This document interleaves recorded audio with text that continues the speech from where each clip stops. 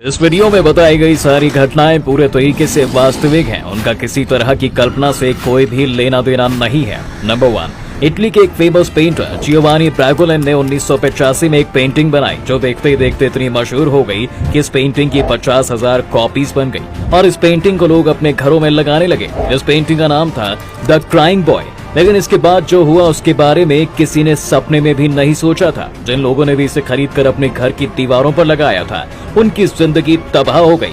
लेकिन जब इसके बारे में जांच की गई तो एक फायर फाइटर ने बताया कि वो तकरीबन 15 घरों में आग लगने के बाद अपनी टीम के साथ आग बुझाने वहां पहुंचा था। लेकिन उन घरों में उसने एक चीज ही सिमिलर देखी थी और वो थी वही क्राइंग बॉय पेंटिंग। हैरानी की बात तो ये थी कि घर का सारा सामान चल जाता था लेकिन उस पेंटिंग में एक खरोंच तक नहीं आती थी, जिसके बाद से लोग इस पेंटिंग को शापित मानने लगे। लोगों ने इस पेंटिंग को घरों में रखना बंद कर दिया और फिर एक दिन लोगों ने हैलोवीन फेस्टिवल की एक शाम इस पेंटिंग की सारी कॉपीज को इकट्ठा किया और जला दिया। और ऐसा करने से शहर के घरों में हादसे कम हुए, जो अपने आप में ही हैरान कर देने वाली बात है।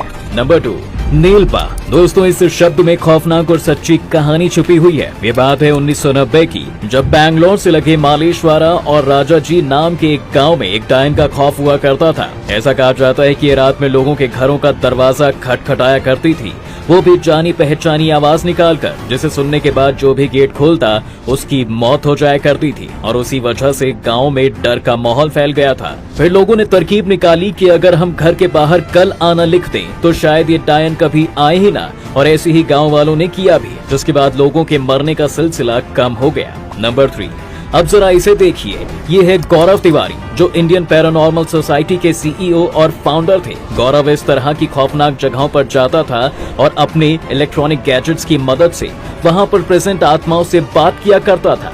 ये जगह कोई सुनसान हवेली होती थी या कोई खंडर या फिर कब्रिस्तान। इसे लगता था कि आत्माओं से डरने की जरूरत नहीं है, जैसे हम हैं ये वैसी ही होती है। लेकिन एक दिन उसने अपनी वाइफ से कहा कि कोई नेगेटिव एनर्जी उसे अपने काबू में करने की कोशिश कर रही है और वो उसे अपने साथ ले जाना चाहती है। जिसके बाद 7 जुलाई 2016 को अपने लैपटॉप पर मेल चेक करने के बाद उठकर बाथरूम जाता है और तभी बाथरूम से उसके गिरने की आवाज आती है। लेकिन जैसे ही उसके घर वाले उस तक पहुंच पाते हैं तब तक गौरव अपनी सांसें खो चुका था।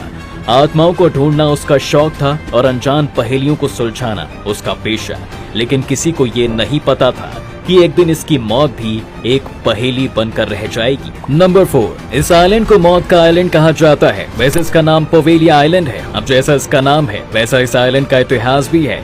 सालों पहले जब इटली में प्लेग नाम की भयंकर बीमारी फैली, उस दौरान जो लोग मरने के कगार पर थे या मरने वाले थे उन्हें इस आइलैंड पर क्वारंटीन करके रखा जाता था।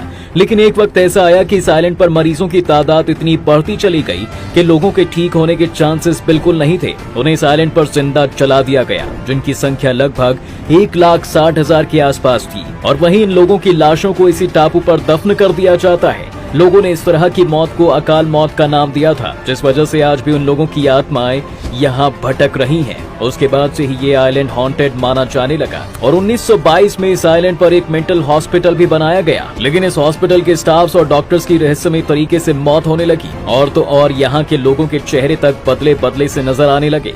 ये सब देखकर कुछ ही टाइम में अस्पताल को बंद भी कर दिया गया और तब से ये आइलैंड आज वीरान पड़ा है। Number 5, Codex गिगस।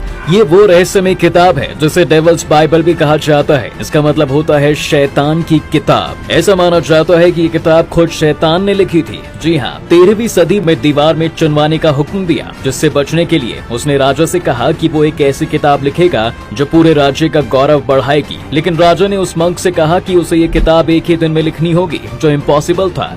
तभी मंक ने शैतान को बुलाया और अपनी किताब लिखने के बदले में उस शैतान को उसने अपनी आत्मा देने का वादा किया और इस डील पर शैतान ने किताब लिखी। इस किताब के एक हर पेज पर शैतान की तस्वीर बनी हुई है। इतना ही नहीं, जिस किसी ने इस किताब को पढ़ने की कोशिश की वो अपना मानसिक संतुलन ही खो बैठा। इसमें कुल 310 पन्ने हैं जो गधे के चमड़े से बने हुए हैं और इसका वजन लगभग 85 किलो का है। इस पूरी किताब की हैंडराइटिंग भी सेम है। मगर ये बात आज भी एक रहस्य है कि इसे एक दिन में कैसे लिखा गया होगा। और हाँ, इस किताब को अगर आप देखना चाहते हैं तो ये किताब आज भी स्टॉकहोम की नेशनल लाइब्रेरी ऑफ स्वीडन में आज भी मौजूद है। नंबर 6, कालका से शिमला जाने के रास्ते में एक ऐसी ऐतिहासिक और हॉन्टेड टनल मौजूद है जिसकी कहानी बेहद दिलचस्प और रहस्यों से भरी पड़ी है। 19वीं सेंचुरी में ब्रिटिश हुकूमत के दौरान कर्नल बैरॉग को इस सुरंग को बनाने का काम सौंपा गया, जिसके बाद कर्नल बैरॉग ने सुरंग के दोनों छोरों पर मार्क लगाने के बाद दोनों तरफ से खुदाई करने का काम चालू किया। इन दोनों ही पॉइंट्स को एक दूसरे से कनेक्ट करना था, लेकिन अलाइनमेंट में गड़बड़ी हो गई, जिस वजह से ब्रिटिश सरकार ने कर्नल बैरॉग पर ₹1 का जुर्माना लगा दिया और उन्हें नौकरी से भी निकाल दिया। इस बात से कर्नल को इतना सदमा लगा कि उन्होंने इसी सुरंग के पास अपनी जान दे दी। इस घटना के बाद से लोगों को इस सुरंग के पास चीखने की आवाज सुनाई देने लगी। हालांकि कई लोग आज भी सुरंग के पास से कर्नल बैरॉग का साया देखे जाने का दावा भी किया करते हैं, लेकिन असली सच क्या है ये कोई नहीं जानता। बाकी क्या आपने कभी कोई ऐसी चीज फील या फेस की है? हमें कमेंट में बताना ना भूलें और ऐसे ही इंटरेस्टिंग कंटेंट के लिए